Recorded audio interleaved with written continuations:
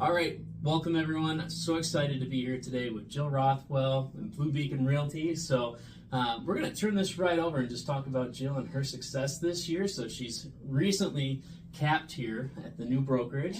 And but before we get into all that, Jill, I want to talk about why real estate, how you found success in your career. Sure. And what the rest of this year is looking like. So give them a little introduction about you. Absolutely. Well, I've been in sales for quite some time. I actually owned a business. I was previous to real estate. I was in the wine industry, and I had an import company where we were importing wines from Italy. And so I would say that the key to sales is listening, education, trying to learn the business. It was I would say I learned a lot in real estate, or transitioning to real estate. Why did I do that?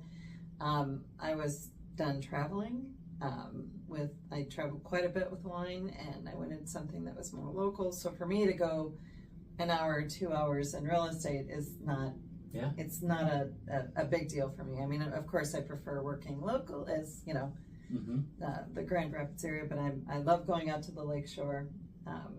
We should probably live on the lakeshore. It's just it's just something that I enjoy doing. We enjoy doing. We enjoy being by the water.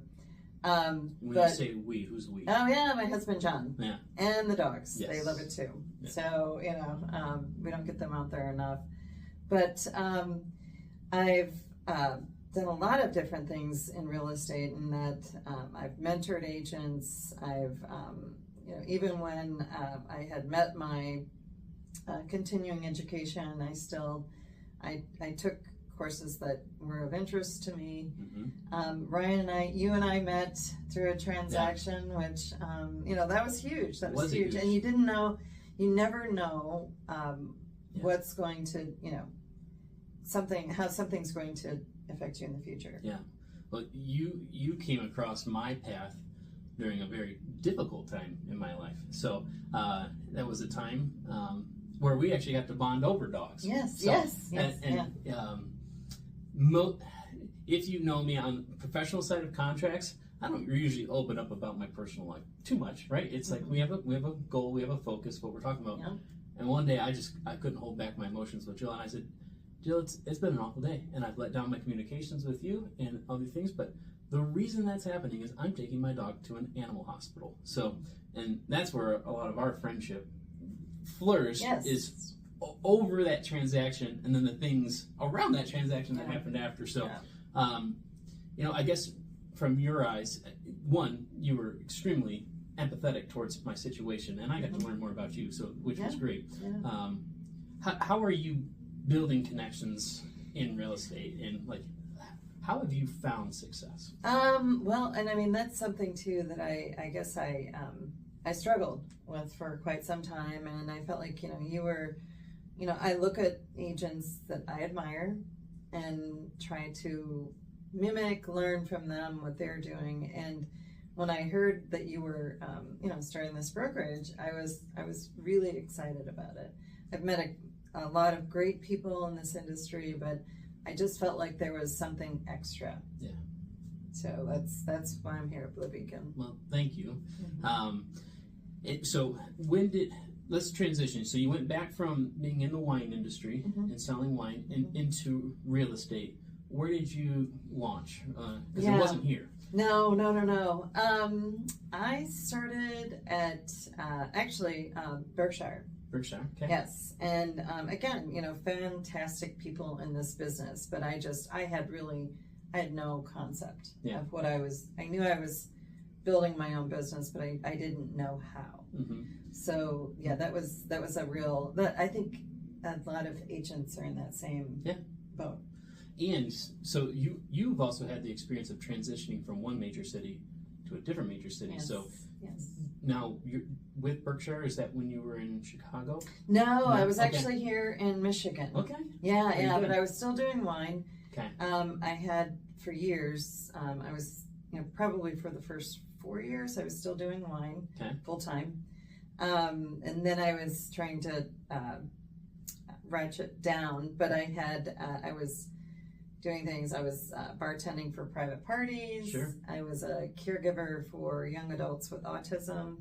I was doing a retail gig, and it was crazy. Yeah. It was really crazy. That's a lot. I know, yeah, it is. Yeah. So it was like 10 hours, 15 hours here, and then, trying to ramp up because most of my contacts were from out of state. Sure. So I didn't have a local base, but my husband is originally from here, Mm-hmm. and I will give him credit that, probably my first 10 transactions were people he knew. Mm-hmm. Well, that was the same with my wife. Our very first listing was a referral from my wife. Nice. It works. It's a family affair. Yeah. I've actually tried to talk him into becoming my real estate photographer. Yeah. He's not ready for that yet, but I'm still working on him. Uh-huh. But yeah, the back to what did I do? I think it was just a very sort of a hit and miss. Sure. With me. So those first, is it a couple of months, couple of years in the business? What did that look like for you before you went full time? Right. Yeah. I didn't have. It was 9 months before I had my first transaction. I'm not sure how many months after that it was for like the second. Sure. But it's only I'm at 7.5 years. Mm-hmm. So it was probably, I felt like at year maybe 5 Sure. before I said, I was comfortable enough to say this was my full-time job. Nice. And what had to change either mentally or, geographically? What made that decision for you possible? My bank account. Hey, good. Mm-hmm. Yeah. Yeah. So you saved up enough that you felt like you had enough to take the jump or the plunge? Okay. Yes. So if someone's in your same shoes considering to make that decision, do you think you made it too soon, too late, right time? I think that had I, hindsight's 20/20. Mm-hmm. Yeah. If I had it to do over, I probably would have looked for a team. There we go. And then because I was doing this on my own, and because I've been self-employed for multiple years, I thought that Mm-hmm. I can figure this job out on my own. Yeah. But it was I learned the hard way. Sure. And so for those listening, when you say you would have chosen a team for that launch, why? Because I think the support of some leads, number one. Sure. Just the more consistent education, and instead of me sort of picking marketing opportunities and trying to figure out what was going to work for me, I think I would have saved a lot of money and a lot of time. Mm-hmm. So I also know that a lot of viewers out here work at different brokerages. Mm-hmm. They might not be familiar with what a capping agent is, Mm-hmm. right? So what does that mean to you, being a capping agent? Yeah, it's right? huge. Yeah, It's huge. And I mean, I think it was, this is my first time capping. Did it in 6-7 months. Very quickly. So we have a year anniversary. That, but I think that it's huge for me to be a capping agent, and I think that since I've been here, we're coming up. It'll be a year. It's Yep. 4 months away Yep. or so, but I really felt like there were opportunities.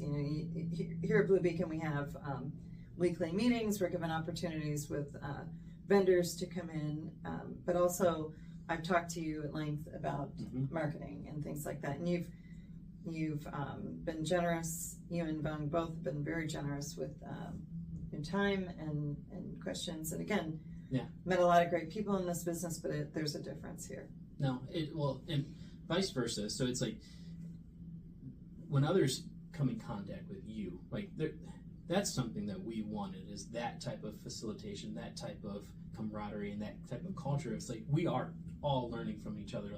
Like even when we sat down to go over a business plan, you have such a wealth of knowledge about the wine industry. That's something like of a niche you can bring into your business, among a plethora of other opportunities, right? So for your business, your numbers, being a capping agent, what are you projecting the rest of the year will look like for you?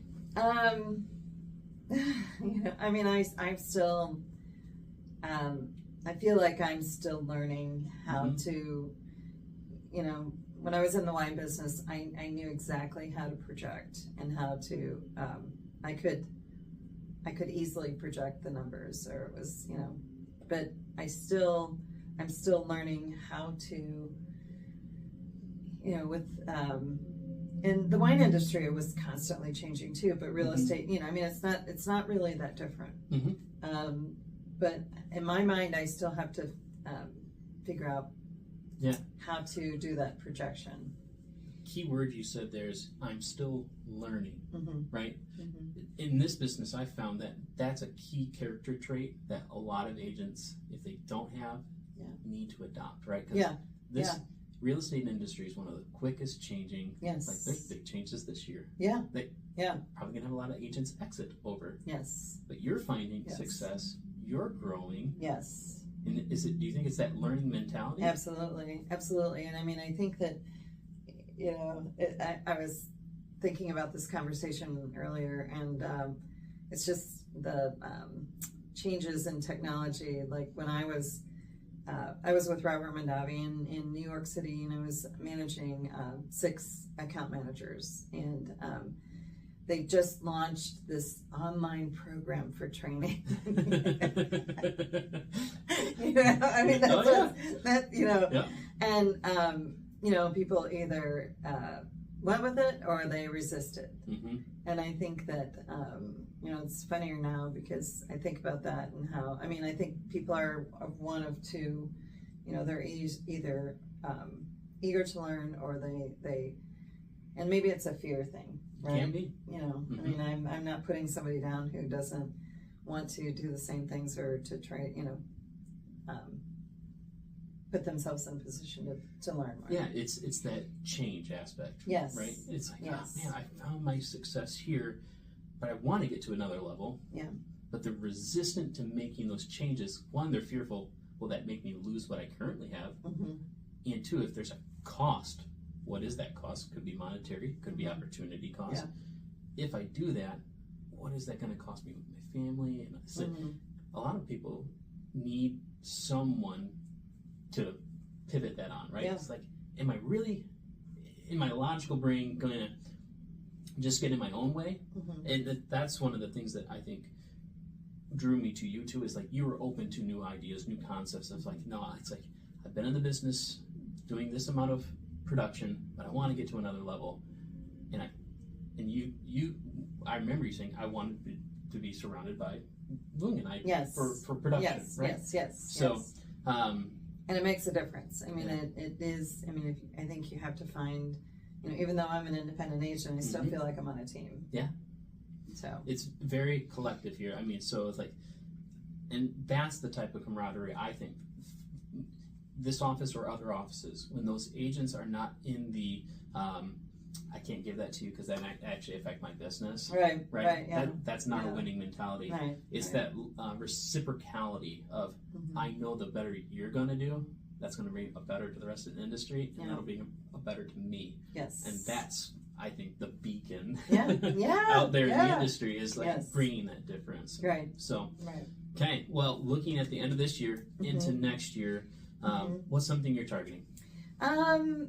I mean, I'm probably, and I think for a while I was 70% buyers, 30% sellers. I'd like that to be more closer to 50-50, and I have some opportunities coming up that I think it will be more like by the end of the year, 60-40, 55-45, something like that. So I would say that's something that's always in the back of my mind, and I know that I need to keep myself on a track to get to that number. Absolutely.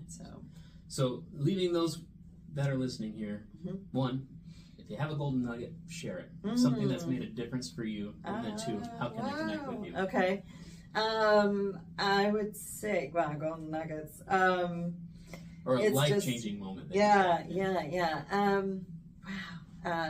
I just think that it really all boils down to education. and to push yourself and to align yourself with the right people that you feel comfortable with. Yeah. Well, I'm going to get the person wrong that has the quote. It might be Jim Rohn, but he's, you are who are you surrounding yourself with, yes, right? Yes. Influenced by yes. the top 5 yes. people in your circle. Yes, absolutely. Yeah. Well, so, good. Yeah. And then for those listening, your friends and family, how can they connect with you?